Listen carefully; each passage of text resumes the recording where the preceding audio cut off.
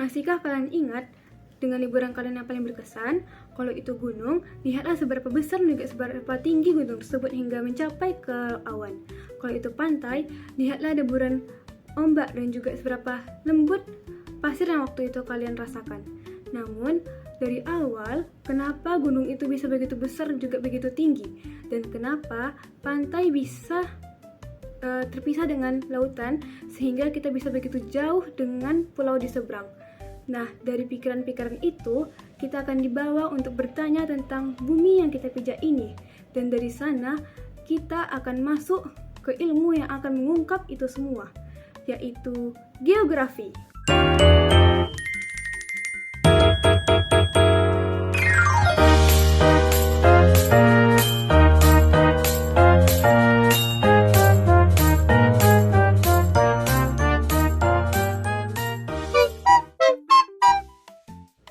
Geografi diambil dari dua kata dari bahasa Yunani, yaitu geo yang artinya bumi dan juga grafin yang artinya tulisan dan juga deskripsi.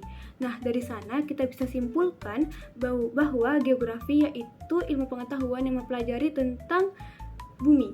Bisa berupa permukaan buminya, tanahnya, airnya, iklimnya, manusia, dan aktivitasnya. Nah, salah satu tokoh yang memperkenalkan geografi pertama kali yaitu Eratosthenes, yaitu yang dikenal sebagai Bapak Geografi. Dan juga ialah tokoh pertama yang menghitung diameter bumi secara tepat. Nah, selanjutnya kita akan mempelajari tentang objek studi geografi. Objek studi geografi dibagi lagi menjadi dua.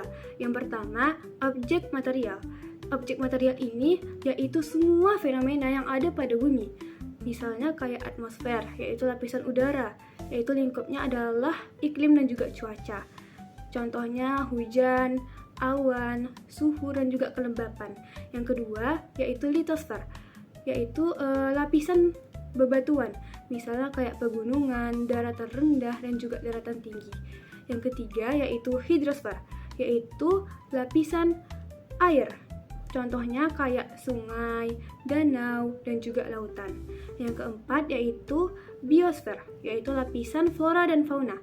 Misalnya kayak sekumpulan harimau, sekumpulan serigala, dan juga padang rumput. Nah, yang terakhir yaitu antroposfer, yaitu lapisan manusia dan juga aktivitasnya. Misalnya kayak sistem sosial, ekonomi, politik, dan juga budaya. Nah, kita akan lanjut kepada objek formal. Objek formal ini adalah sudut pandang yang membedakan ilmu geografi dengan ilmu yang lainnya. Yaitu yang pertama ada yang namanya pendekatan keruangan. Yang kedua yaitu pendekatan lingkungan. Yang terakhir yaitu pendekatan kompleks wilayah. Misalnya gini, ilmu biologi akan mempelajari tentang struktur pada harimau. Misalnya kayak kaki harimau, telinga harimau, dan juga sel-sel pada harimau. Kalau ilmu fisika akan mempelajari tentang seberapa cepat harimau tersebut berlari. Namun kalau ilmu biologi secara pendekatan keruangan akan mempelajari tentang persebaran harimau pada dunia. Dan juga pada pendekatan ke lingkungan akan mempelajari tentang apakah harimau tersebut akan menguntungkan alam atau malah merugikan alam. Kalau pendekatan kompleks wilayah akan mempelajari kedua hal tersebut. Dia akan mempelajari apakah harimau tersebut apa dampaknya kepada lingkungan walaupun bukan tempat tinggalnya. Nah, selanjutnya ada yang namanya aspek geografi. Aspek geografi ini dibagi lagi menjadi dua kelompok. Yang pertama yaitu aspek fisik, yaitu semua fenomena yang bisa kita amati langsung. Misalnya kayak aspek kimiawi, aspek biologis, aspek topologi. Aspek topologi ini yaitu tentang semua muka bumi. Terus yang kedua yaitu aspek abiotik, yaitu misalnya kayak mempelajari tanah atau mempelajari iklim gitu. Dan terakhir yaitu ada namanya aspek biotik, yaitu mempelajari tentang hewan dan juga tumbuhan. Nah, kelompok yang kedua yaitu aspek sosial. Aspek sosial ini mencakup tentang sosial, tentang ekonomi, dan juga kependudukan. Di aspek sosial, manusia menjadi peran utama, bisa berupa pola penyebaran manusia dan juga perilaku manusia pada lingkungannya. Dan selanjutnya ada yang namanya ruang lingkup geografi. Ruang lingkup geografi dibagi lagi menjadi 3. Yang pertama yaitu geografi fisik. Geografi fisik yaitu mempelajari tentang fenomena-fenomena alam yang berkaitan tentang relief, pola, iklim, dan juga semua proses fisik yang ada pada bumi. Misalnya kayak siklus air, yaitu penguapan pada lautan sehingga terjadinya hujan pada daratan. Yang kedua yaitu geografi sosial, yaitu mempelajari aktivitas manusia baik individu maupun kelompok dan juga dampaknya pada lingkungan. Yang ketiga yaitu geografi regional, yaitu mempelajari suatu wilayah secara khusus sehingga kita bisa tahu kelebihan pada suatu wilayah tersebut. Setelah mengkaji geografi dalam bentuk ruang lingkup, geografi selalu menggunakan konsep. Yang pertama ada yang namanya konsep lokasi.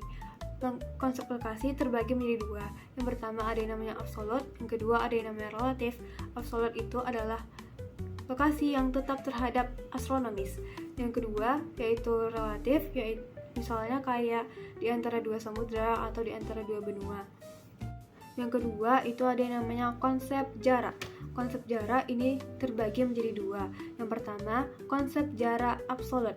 Absolut yang artinya diukur menggunakan satuan panjang. Misalnya kayak Jakarta ke Bandung 7 km. Nah, itu namanya konsep jarak absolut. Terus yang kedua, jarak relatif. Jarak relatif selalu diukur menggunakan waktu. Misalnya kayak dari rumah ke sekolah 10 menit. Nah, itu namanya konsep jarak relatif. Ketiga, ada yang namanya konsep keterjangkauan, yaitu mengacu pada kemudahan untuk mencapai suatu objek yang dipengaruhi oleh geografi suatu wilayah. Yang keempat, ada yang namanya konsep pola. Konsep pola yaitu susunan pada ruang muka bumi. Misalnya kayak ada gunung nih kan, terus di pinggir-pinggirnya itu ada rumah, itu namanya pola melingkar. Terus kalau misalnya ada sungai, terus di pinggir-pinggirnya ada rumah, itu namanya pola memanjang. Yang kelima ada yang namanya morfologi, yaitu menjelaskan bentuk-bentuk bumi akibat proses alam maupun tindakan manusia. Dari konsep ini kita bisa tahu potensi pada suatu wilayah.